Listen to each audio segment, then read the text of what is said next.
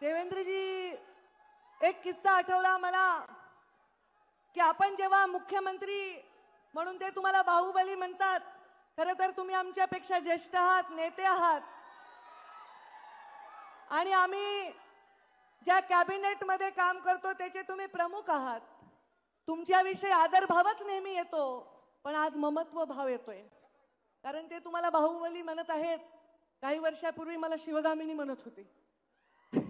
तर शिवगामिनी बाहुबलीची आई आहे आणि त्याच्यामुळे मला आज तुम्हाला बघताना वेगळाच भाव आला. शिवगामीचं वाक्य असतं, सुरेश अण्णा धस कुठे गेले, जसं तुम्ही पिक्चरचे डायलॉग म्हणता,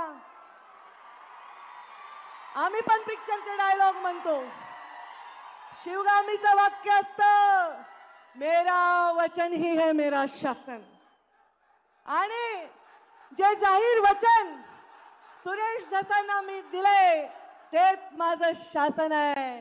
की गोपीनाथ मुंडेची लेख आहे, बोलणं एक आणि करणं एक आहे, माझ्या रक्तात नाही. आज हा कार्यक्रम सुरेश धसांनी आवर्जून उल्लेख केला. काय उल्लेख केला? 2003 मधला उल्लेख केला. 2003. देवेंद्रजी फडणवीस मुख्यमंत्री महोदय, आपण कदाचित ज्यांना लहानपणापासून पाहत आलात ते प्रमोद महाजन आणि गोपीनाथ मुंडेंचा किस्सा सुरेश धस अण्णांनी सांगितला. अण्णा, मी पण तुम्हाला म्हणते बरं का अण्णा, तुम्ही ताईसाहेब म्हणत नाही, जशाला तसंच आहे आपलं प्रेमाचं नातं. इज्जत आम्ही देतो, पण मला आज आनंद वाटला की त्या 2003 चा उल्लेख झाला. आदरणीय मुख्यमंत्री महोदय, मी तुम्हाला आठवण करून देऊ इच्छिते, म्हणजे तुम्ही सांगू शकता की याचा उगम आपल्या पक्षाच्या नेत्यांकडून झालाय.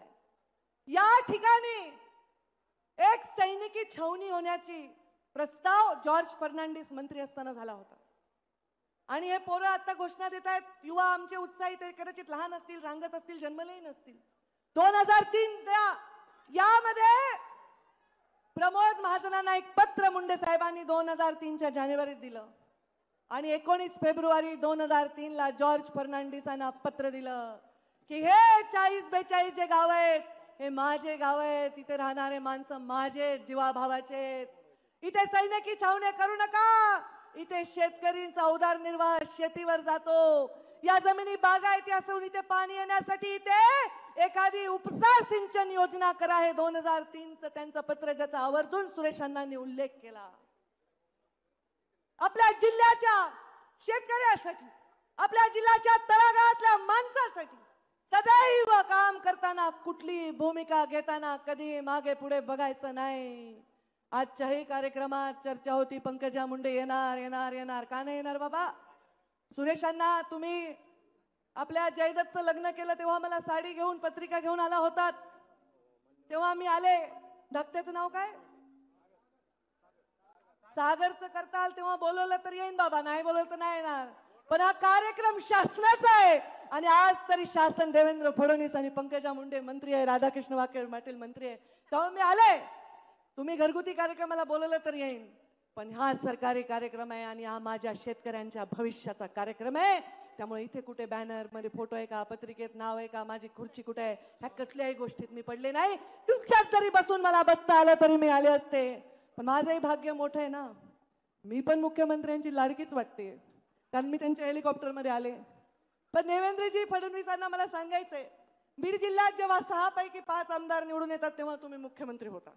बीड जिल्हा फार लकी आहे, कारण बीड जिल्ह्यामध्ये 19 मध्ये 14 मध्ये 6 पैकी 5 आमदार निवडून आले. आता आमचे सहकारी आमच्या बरोबर आहेत, आमच्यावर राष्ट्रवादी आहे, अजितदादा पवारांचेही आमदार आहेत. आम्ही मरमर करून काम करून निवडून आणलंय.